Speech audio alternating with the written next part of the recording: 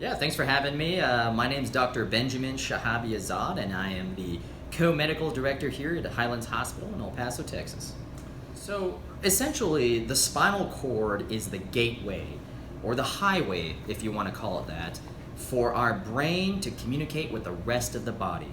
So our ability to move our arms, to move our legs, to feel things around our environment, all has to run through the spinal cord. So it's just filled with all this information. So if something were to happen to it, you may have these disturbances in your ability to move the arms or move the legs or start to feel things. Well, so, in the United States, it's been pretty consistent. Motor vehicle accidents are actually the number one cause of spinal cord injuries. You will find that in our elderly population, falls tend to be very high as well, but also even in our pediatric population with our children, motor vehicle accidents are still right at the top for the most common cause. So essentially, we have the cord, the spinal cord, this highway. And so the way our body tries to protect it is by covering it with bones. And so we call these bones vertebrae. So, you might even feel your own back, you might have these little bumps you're feeling, and that's actually part of our vertebrae. And so those bones kind of encase the spinal cord and protect it from damage in incidents of trauma or other types of issues. Well, so the best way to prevent spinal cord injuries is to have an understanding on what are the causes. So, as we talked about, motor vehicle accidents are very common, but what that means is you always have to wear a seatbelt. I've had a lot of unfortunate cases where folks weren't wearing their seatbelts and they ended up with a spinal cord injury. Totally preventable. As I mentioned before, falls are a common cause of spinal cord injury. So if you have, an elderly person in your home, or let's say you're young but you're not quite balanced, you probably want to get rid of some rugs at home. You don't want anything to trip over. We have, athletes out there who are professional divers. Diving improperly can sometimes cause, issues like that. So, ultimately it's all about risk reduction. So just kind of being cautious of your environment.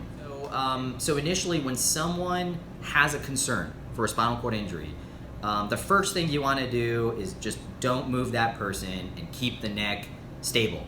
And so when that happens, your emergency department comes, they maybe put you in a C-collar, keep the neck perfectly aligned. And so what then we do is we like to get imaging. So we like to get CT scans to make sure that the bones are not fractured, or if we're seeing bones that are going into places they shouldn't, cutting the spinal cord as possible. Additionally, MRIs can help us show if there's any damage to the actual structure of the spinal cord. So CT and MRI imaging are important, and a really good physical exam by the doctor is absolutely essential. The way you want to think about spinal cord injury is the spinal cord is broken up into different segments. So we like to think, generally speaking, we have our cervical spinal cord, which is kind of up in the neck. We have our thoracic spinal cord, which is more like your chest and your abdomen area. And then we have our lumbar spinal cord, which kind of goes below the abdomen and connects our mind to the legs. And essentially, depending on where you have the spinal cord injury, you could either be having deficits leading to the inability to move the legs properly, or the inability to move both the arms and the legs.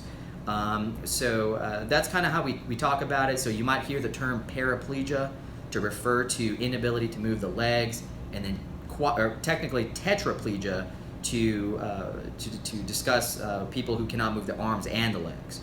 So that's kind of how we talk about it. So inpatient rehab is the most important aspect of spinal cord injury. You get stabilized at first.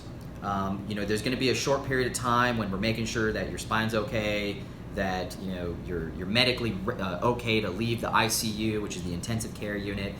Once everything kind of cools off, there's going to be a change in your life. And I think that the biggest thing that people need to remember is that the goal is getting your independence. You can be paraplegic and be completely independent at home. You can be tetraplegic and be completely independent at home, with some exceptions to that. So essentially, inpatient rehab, we help you recover. We get you the equipment you need. We get you the social support. We get you the psychological support. We are here to make sure that you transition right back into society. You go back to work. You go back to school the way you were if you were in school. And so this is probably the most important transition to get you back and running really good in life.